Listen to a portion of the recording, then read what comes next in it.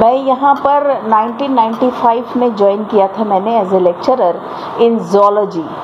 Doctor साहब और madam Fatima रफ़ीक ज़करिया इन्होंने मुझे यहाँ पर अपॉइंटमेंट दिया था, मेरा इंटरव्यू हुआ था और मैं जब से यहाँ पर आज की डेट तक मैं यहाँ पर कार्यरत हूँ। मैम, आपके पिताजी के बारे में भी कहा जाता है कि आपके पिताजी भी शहर के जाने मानी शख्सियत थे, तो उनका उल्लेख कीजिए। आपके पिताजी मेरे जो पिताजी थे वो है तो प्रोफेसर थे इंग्लिश के मिलन कॉलेज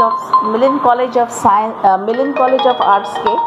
बाद में उन्होंने प्रिंसिपल बोलकर भी रिटायर हुए हैं वहीं से। और मेरे पिताजी का जो था उनका कंसेप्ट ये था कि अगर बच्ची पढ़ती है तो ही वो ख़ानदान का, वो फैमिली का, वो कंट्री का डेवलपमेंट हो सकता है। हम लोग 5 बहनें हैं और उस दौर में भी बोले तो 70s 80s में भी हमारे डैडी ने हमको Holi cross English high school convent school जो है कैंटोनमेंट एरिया में, वहाँ पर हम सब भाई बहनों हमको वहाँ पर एडमिशन देके उन्होंने हमारा पूरा खर्चा उठाया और हमको आज यहाँ तक पहुँचाया कि हम आज यहाँ पर वाइस प्रिंसिपल ये पोस्ट पे मैं यहाँ पर कार्यरत हूँ। मैम, अभी देखने में आता है कि बहुत से पेरेंट्स हैं तो वो जो सब्जेक्ट चूज़ करना होता है भाषा, तो इंग्लिश मीडियम, उर्दू मीडियम या मराठी मीडियम, ये भाषा चूज़ करने में थोड़ा कश्मकश में रहते हैं। तो आप तो एज एक वाइस प्रिंसिपल है, क्या कहेंगे उन पेरेंट्स को? हाँ, ये बहुत अच्छा क्वेश्चन आपने किया है। अभी हम 2020 से हमने न्यू एजुकेशन पॉलिसी जिसको हम NEP कहते हैं, उसमें ख़ास तौर से ये बात पे ध्यान दिया गया है कि जो आपका एजुकेशन है आप वो आपके रीजनल लैंग्वेज में, आपके मदर टंग में आपने वो करना चाहिए, ताकि वो ज़्यादा इम्प्रेसिव रहेगा, आपको ज़्यादा समझ में आएगा और वो आप बहुत अच्छी तरह से एक्सप्रेस कर सकोगे। तो इसलिए NEP में जो कहा गया है कि आपने आपके मदर लैंग्वेज में करना है। समझो मैं मराठी हूँ तो मेरा मीडियम भी मराठी होना चाहिए। ये कंसेप्ट के साथ हम अभी आगे बढ़ रहे हैं। जो नेशनल पॉलिसी ऑफ एजुकेशन अभी इंट्रोड्यूस हुआ है, तो ये कंसेप्ट के साथ हम लोग अभी कि अगर बच्ची उर्दू मीडियम से उर्दू बोलते हैं या आपके घर में हिंदी बोलते हैं तो आप हिंदी में आपका एजुकेशन ले सकते हैं।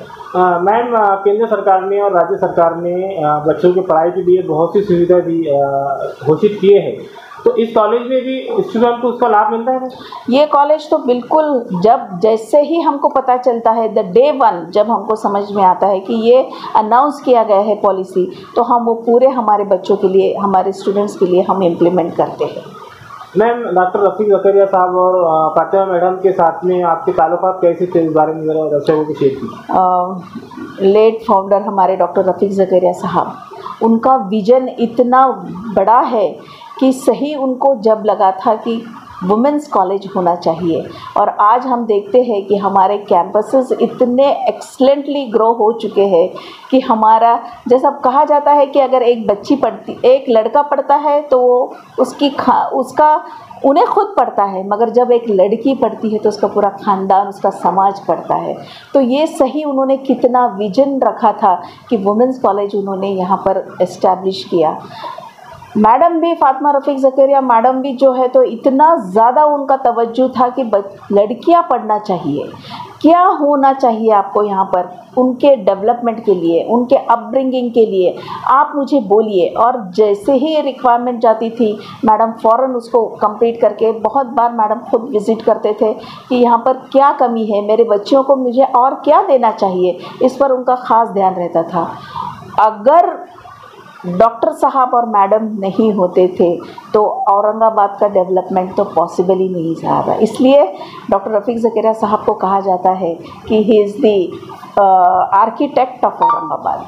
मैम, चलते चलते आखिरी सवाल है आपसे कि बहुत से विद्यार्थी यहाँ पर पढ़ाई कर रहे हैं और कुछ गरीब तबके से भी आते हैं, तो उनकी मदद कैसी होती है और आपका पूरा नाम बोलिए।